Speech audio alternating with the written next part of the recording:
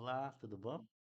Aos nossos líderes e a todos aqueles que estão neste momento iniciando a escola missionária. Escola missionária, né, pastor? Que é isso? Meu nome é Vanderlan, sou distrital aqui de Luzilândia, onde abrange várias cidades no estado do Piauí, e nós vamos estudar o curso aqui, a Escola Missionária. Lidere, certo? É incentivar você que é líder a ter um conhecimento mais detalhado de alguns assuntos bíblicos relacionados à missão da Igreja Adventista do Sétimo Dia. E você que gostaria também de aprender mais informações sobre pregação, você que não prega ainda, quer pregar, como preparar um sermão, nós também iremos aproveitar este momento deste ano de 2024 nessa escola missionária e vamos apresentar informações objetivas, bem simples e eficazes de como você preparar um sermão, apresentar um sermão. Então, pastor, esta escola missionária é para todos, todos os líderes e os liderados, ok? Gostaria de apresentar para você aqui é, os assuntos aqui, ó, o cronograma, certo? Acredito que dê para você ver. Aumentar mais um pouquinho aqui, ó. Escola Missionária Distrital da Missão Piauiense, módulos. O primeiro módulo é esse aqui, ó. 9 de março. Hoje não são 9 de março? Ok, 9 de março. Teologia da Missão. Nós iremos apresentar hoje a aula inaugural. É um total de 5 aulas, uma quantia, né? São 5 aulas. Depois vai ser no dia 13 de abril e no dia 11 de maio. Aí encerra-se o primeiro módulo. São 3 módulos. Cada módulo, nesse caso aqui, são 5 aulas. Temos atividades e tem avaliação final. Ó, a avaliação final desse módulo vai ser no dia 11 de maio. Depois nós teremos o início do segundo módulo, 8 de junho, depois 13 de julho e 10 de agosto, tá certo? Todos encerrando com avaliação final.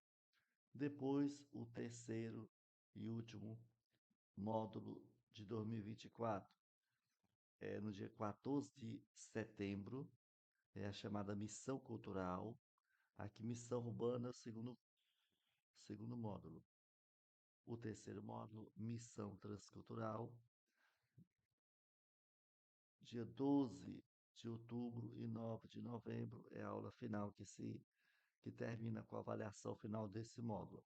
A soma da avaliação desses módulos irá colocar um ranking daquele que entendeu as informações, estudaram bastante. O primeiro colocado geral, ele vai ganhar um brinde especial, tá certo? Algo que é para estudar. Nós estamos numa escola, a escola presenteia com livros ou algo assim, bem direcionado a pesquisas, tá bom? E os demais que estiverem num certo nível, aí irão participar de vários brindes, como por exemplo, estou querendo sortear entre os primeiros colocados, mas entre todos, né? A Bíblia Andrews, tem a Bíblia letra gigante, aquela que você já viu eu andando com ela, certo? Nas igrejas, e alguns livros especiais para que você possa se desenvolver, tá bom? O importante é que todos possam aprender mais um pouquinho de conhecimento e colocar em prática na liderança, tá bom? As aulas serão online, como essa daqui, e presenciais. Olha, aqui estou gravando para todos assistirem, mas vai ser presencial hoje lá na região de Esperantina, tá bom? Aí no outro mês vai ser presencial aqui na região de Luzilândia, ok? Gostaria de apresentar para você a ementa, tá certo? Está aqui, ó, essas informações aqui, das quais nós iremos trabalhar aqui nesse módulo 1, ó. Introdução à Teologia Bíblica de Missão, que nós vamos ver hoje essa aula, Teologia Adventista da Missão, o desenvolvimento de conceitos de missão mundial entre os adventistas do sétimo dia, a Teologia da Missão nos escritos de Ellen White. Nós teremos um livro e vamos selecionar alguns capítulos para a gente ler, inclusive a nossa avaliação vai ser baseada neste livro, o entendimento deste livro. Que livro é esse? Atos dos Apóstolos. E aqui, ó, estratégia de crescimento eclesiástico. Aqui está os requisitos que é desse módulo 1, que certamente será aplicado no módulo 2 e no módulo 3. A leitura do livro Atos dos Apóstolos, não é o livro todo, mas está aqui as páginas. Eu vou passar o livro em PDF, caso você não tenha o livro. Eu vou passar o livro em PDF e você estuda. É melhor estudar, gente, pelo computador, viu? Porque pelo celular fica pequenininho, mas dá para ler, né? Páginas 6 a 38. Esse requisito vale 30% da nota. Se você ler, não vai mentir, né? Você não vai mentir, né? Fazer um resumo do capítulo 3 do livro Atos dos Apóstolos em 150 palavras, ou seja, você vai você vai fazer um resumo daquilo que você compreendeu de missão em 150 palavras, mas tem que ter 150 palavras. Calma, meu irmão, é só o número aproximado, tá bom? Participação nas aulas, 10%, certo? 10%. Leitura do artigo George Knight, 10%. Pastor, cadê esse artigo? Eu vou enviar para você esse artigo, não se preocupe. Você vai ler esse artigo esse mês, tá bom? Então aí já vai ter as avaliações, eu vou passar o livro Atos dos Apóstolos em PDF, caso você tenha, melhor ainda. E o artigo de George Knight, esse artigo ele tem em torno de 10 páginas. Aconselho você a imprimi-lo. Imprima-o. Imprima da igreja, pede para alguém imprimir, aí você tira a cópia para você ler, porque você lendo, você marcando, tem um aprendizado muito maior do que você só ler no celular. Aí, sei não, hein? Sei não. Tem que ser mesmo leitura e escrita, tá bom? Faz parte da memorização. E o teste final vale 40%, o teste final daquele bloco, tá bom? Bom, muito bem. Pois vamos agora à nossos primeiros, os nossos primeiros slides, tá bom? Teologia da missão está aí. A igreja e o mundo, introdução a uma teologia bíblica da missão, né? Da nossa igreja. Qual é essa missão que nós temos que apresentar? Aonde é o local, a área? A missão é no mundo. Ela está no mundo todo, ok? Considerações em relação à grande comissão. Como é que deve ser essa missão relacionada à grande comissão? Olha a letra A aí, ó. A dimensão geográfica. Dimensão geográfica. Porque em Marcos 16, verso 15, ide por todo mundo. E aí a dimensão antropológica. Pregai o evangelho a toda criatura. E a dimensão eclesiástica. Fazer discípulos, né? Ide, fazer discípulos de todas as nações. Olha só a dimensão da pregação do evangelho. É geográfica, no mundo todo, antropológica, a todos os seres humanos, e a ordem é fazer discípulos de todas as nações, todas as nações. E aqui, ó, essa missão, ela tem mais informações. Vou apresentar aqui para vocês aqui, ó, a dimensão teológica, que que se pregue o Evangelho, que se divulgue as boas novas da salvação, do qual o nosso Senhor Jesus Cristo é o nosso Deus que veio nos salvar. Lucas capítulo 24, verso 46 ao 48. Dimensão soteriológica relacionada à salvação. A pessoa crê. Marcos capítulo 16, verso 16. Tem a apreciação do versículo que diz assim: quem crê e for batizado será o quê? Salvo. Quem não crê, quem não crê será condenado, não é? E tem a dimensão carismática, que é os sinais. São os sinais que iriam preceder aqueles que iriam pregar o evangelho, né? Considerações em relação à mensagem angélicas. A dimensão ética, que não é apenas para o povo judeu, é a toda nação, tribo, língua e povo. Apocalipse 14, verso 6. A toda nação. Então, a dimensão ética fala isso. A dimensão mundial, que é uma redundância, toda a terra foi iluminada. Apocalipse 18, 1. A dimensão profética. Apocalipse capítulo 10, verso 11. Ainda que profetize a respeito de muitos povos, nações, línguas e reis. Então, a mensagem ela iria ser apresentada, está sendo apresentada a todas as nações, em todos os lugares, em todo o tempo, certo? Considerações em relações à oração do envio, né? Ou seja, ao comando do envio que o nosso Senhor Jesus Cristo fez. No Evangelho de João, capítulo 17, verso 18, de 11 ao 18, onde Jesus ele estava orando pelos seus discípulos, incentivando-os, motivando-os a pregar o Evangelho. O verso 18, inclusive, eu vou abrir neste momento a minha Bíblia. Eu quero que você abra a sua Bíblia também. Evangelho de João, perdão, capítulo 17. João, capítulo 17. E diz assim o verso 18.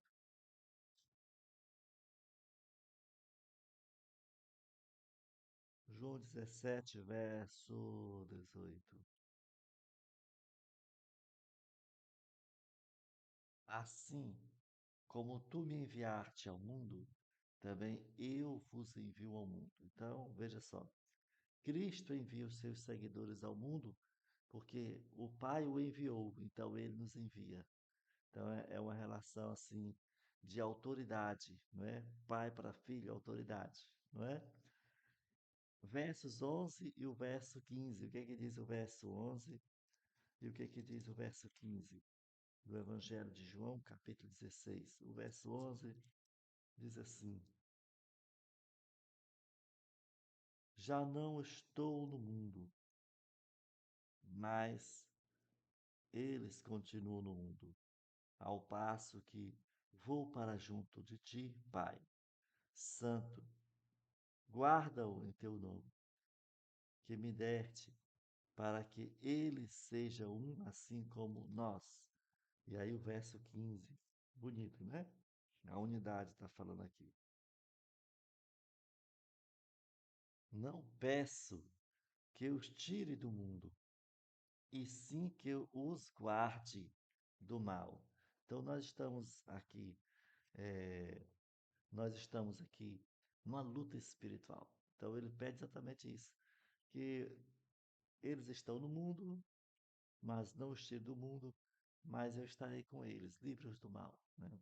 Esse é o trabalho missiológico que Jesus ele faz em nós, né? A missão dele de nos salvar e de nos impulsionar pregar o evangelho ao nosso semelhante. Deixa eu voltar aqui a letra maior, tá bom?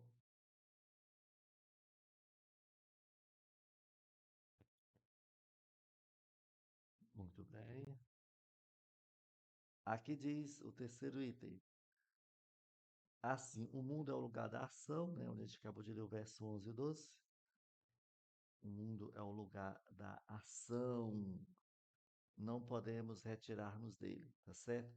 Há uma tensão entre estar no mundo e não ser do mundo, né? Nós somos, nós estamos neste mundo, nós somos do mundo, mas nós não somos mudanos. Né? Ontem tinha uma festa aqui comemorando o Dia da Mulher, uma música alta, então isso aí é mudanismo, né? Cristo estava preocupado com seus seguidores, versos 11 a 15, exatamente, orando, intercedendo por eles, né? A proteção do Eterno Pai, né? Ele estava recomendando a proteção do Eterno Pai, assim como ele foi protegido, que ele nos protegesse também, tá certo? A experiência do povo judeu no mundo. Isso aqui é interessante só para a gente fazer aqui, ó, uma pincelagem, como é que era, eh, como é que foi a igreja antes de Cristo, pós-Cristo, né? A igreja primitiva que nós iremos pincelar. E vamos ver aqui com relação aos judeus, ó.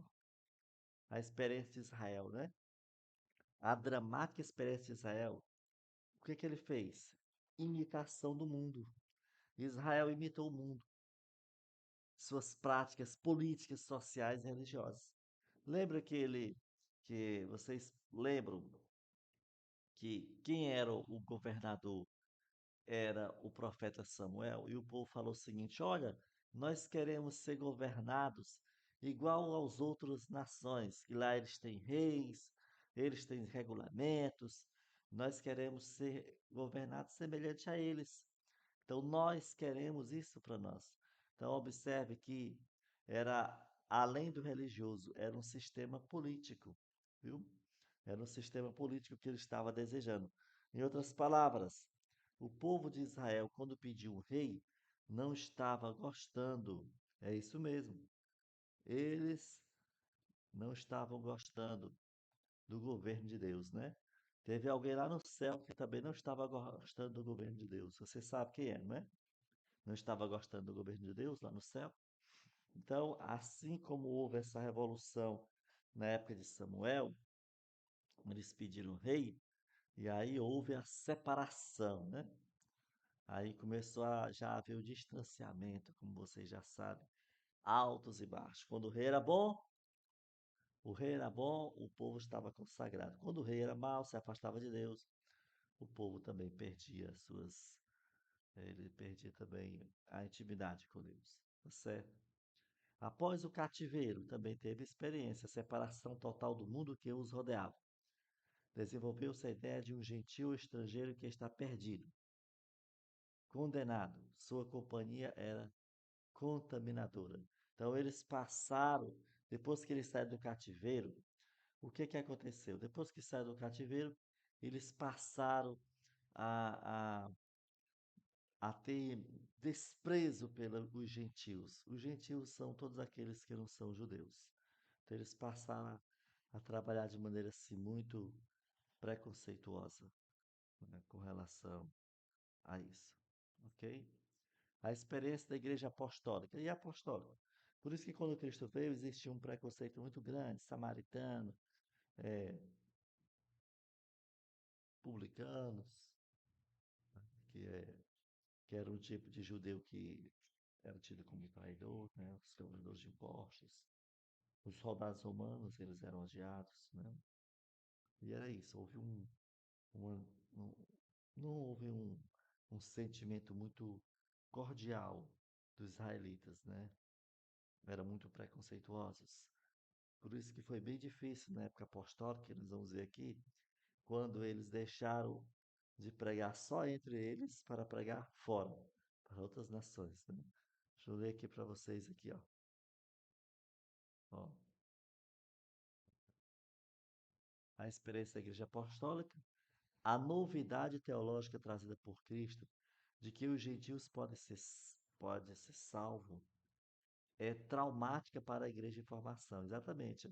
Em Atos, capítulo 15, verso 1 e 2, onde teve o concílio, no qual eles falaram que Deus também falou o Espírito Santo através dos gentios, que ele deu exemplo lá na casa de Cornélio. Só que eles colocavam sempre advertência, mas não pode comer carne com sangue. não pode comer coisa sacrificada a ídolos, né? Então, existiu uma resistência muito grande em aceitar os gentios, né? O conceito de mundo como algo mal que deve ser odiado tem primazia sobre o conceito de mundo como algo perdido que deve ser salvo. Em João 3,16 diz: Porque Deus amou ao mundo de tal maneira que deu seu Filho unigênito, para que todo aquele que nele crê não pereça. Tem o quê? A vida eterna. A vida eterna. Né? E aqui, para nós encerrarmos, a experiência da igreja até a atualidade. Né? A experiência da igreja até a atualidade nos diz o quê? É a separação. Primeira parte, a separação. Os eremitas e seu isolamento. Vocês lembram que foi descoberto é, uma, alguns livros, foi descoberto alguns livros na caverna de Gohan, lá na região de Jerusalém, e quem ficava lá nessa região assim isolada eram os essênios, né? Eles ficavam bem isolados. Então era um tipo de eremitas. Alguns procuravam o separatismo, ficar separados, para dizer assim, olha, eu tenho que ficar separado para mim não me contaminar com você. Vocês são povos muito simples, então era o tipo de santidade exacerbada, né? E daí também teve os primeiros ordens monásticas, onde alguns monastérios, né,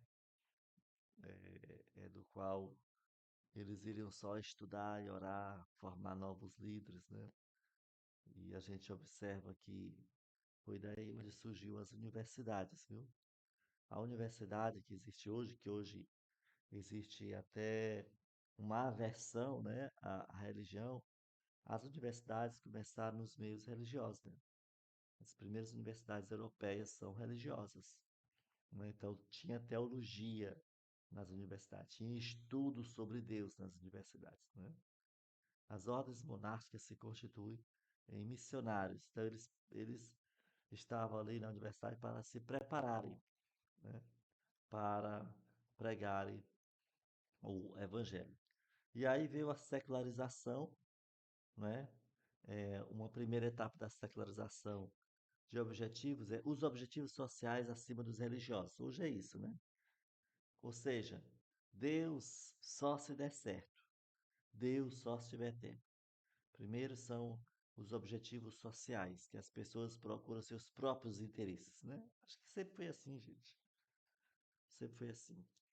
Em sua etapa mais extrema, os objetivos sociais se transformaram em objetivos políticos e a secularização alcançou a forma mais extrema, a revolução política religiosa, né? Então, a revolução política religiosa. Isso aí, eu quero até fazer um comentário com vocês. Só observe, viu? Que a política ela se transformou numa religião fanática, né? Fanática. Você sabe que uma religião fanática, ela limita muito a salvação dos demais, né? Ela coloca muitas regras, né? Coloca muitas regras e só vale só se for da esfera, do ciclo daquele que acredita naquele tipo de pensamento, né? Se acreditar em pensamento divergente, aí já o qualifica ou desqualifica como um político de lado avesso, né? Etc. Vocês estão entendendo o que eu quero dizer, né? Muito bem. A conclusão aqui, para nós encerrarmos, a relação da igreja com o mundo quase sempre produz uma tensão teológica, né? E essa tensão ela vai caminhar até o final do mundo, gente. Olha, o que vai ocasionar perseguição é a perseguição política, gente. Quem é que vai autorizar os decretos? Políticos. Não são os políticos que vão autorizar os decretos, as perseguições. prisões, os políticos, perseguição política. Então há uma tensão entre política e a religião, né? Em um extremo, os que querem separar-se do mundo e viver uma solidão com Deus. Em outro extremo, os que querem imitar o mundo. Então, alguns querem se isolar no monastério, lá no local, como tem um grupo, olha, eu vou citar até o nome. Tem um grupo lá na região de Batalha e lá na região de Cabeceiras, que foi pastor José de Freitas, que eles querem se isolar dos demais, querem ser mais santos que os demais. Existe esses. Tudo bem, se não incomodar a igreja, tá ótimo. Fique por lá, irmão. E tem outros que já quer imitar o mundo, né? Já quer imitar o mundo no vestimento, está lá todo o tempo.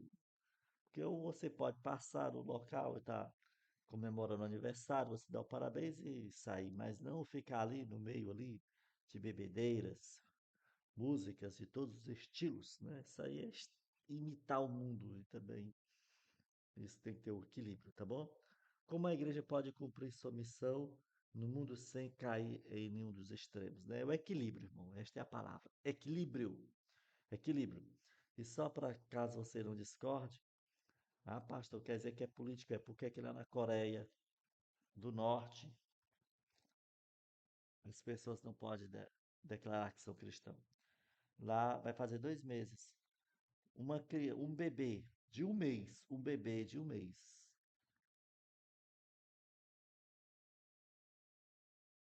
um bebê de um mês, ele foi condenado à prisão porque ele estava com a Bíblia. Olha, um bebê de um mês foi condenado à prisão porque estava com a Bíblia. Tá vendo como é político? Perseguição política, né? E na nossa América Central, na Nicarágua, padres são presos, pastores, freiras. É tipo de perseguição, gente. Como é que está a igreja adventista? Hein? Perseguição. Então, vai haver essa tensão, né, religiosa e o poder político, tá bom? O que é que nós temos que fazer? Pregar o evangelho. Porque na época de Cristo existia perseguição política também, a perseguição religiosa, e foi feroz. Mas Deus é mais. A obra de Deus ela vai avançar cada vez mais, avançar, avançar, avançar, avançar, avançar. É isso que vai acontecer. Para você que está online, nós vamos ler aqui a atividade que você vai ler, tá bom? Tem a atividade aqui que eu vou passar para você. Qual é a atividade? Vou colocar aqui na tela para você ler.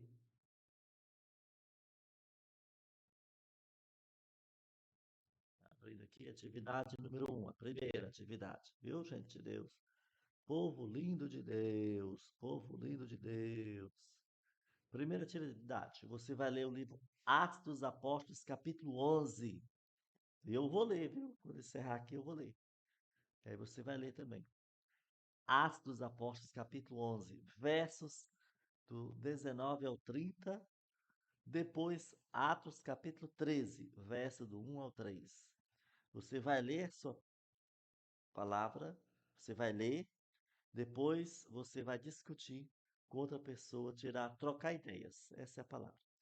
Você vai trocar ideias com outra pessoa sobre este assunto que você leu, né? Está aqui a pergunta aqui, ó.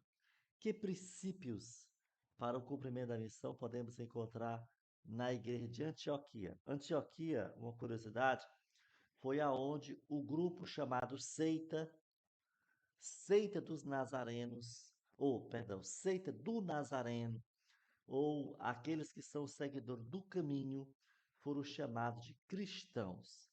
E isto não era um elogio, era de maneira pejorativa. Olha lá os cristãos, olha aqueles que seguem o homem que morreu na cruz, olha aqueles que dizem que o homem ressuscitou. Então eles falavam de maneira com chacota. E hoje o cristianismo é símbolo de força, de confiança em Deus, de que acredita na ressurreição de Jesus Cristo. Que Jesus Cristo, sim, ele morreu numa cruz, mas ele morreu para nos dar o direito salvação. E nós aceitamos Cristo na nossa vida. Então você vai ler aí a importância desses versos e a aplicação da missão para a igreja de Antioquia e o que é que nós podemos aplicar na tua igreja local hoje. Aí você pode conversar com o irmão, liga para ele, manda no WhatsApp, manda no grupo da sua igreja, qual é a opinião daquele irmão, daquela pessoa, tá bom? Pô, muito bem, gente. Estamos encerrando aqui a primeira aula, tá bom? É a aula inaugural. Na próxima aula, eu vou colocar uma atividade que é a leitura do livro, do artigo do pastor George Knight. Esse artigo você vai fazer a leitura, ele já vai lhe dar 10 pontos. Pastor, então, para participar da escola missionária, basta participar. Basta participar das aulas online e presencial. Este mês vai ser em Esperantina. No mês que vem vai ser aqui em Luzilândia. E você que não pode participar de jeito nenhum, então acompanhe aqui conosco, tá bom? Vamos fazer a oração. Obrigado, Deus, pela tua bondade. Obrigado por este momento e que estas leituras nós possamos conhecer mais e mais a tua missão para cada um de nós, em nome de Cristo. Amém? Maranata, povo de Deus, santos de Deus. Glórias a Deus.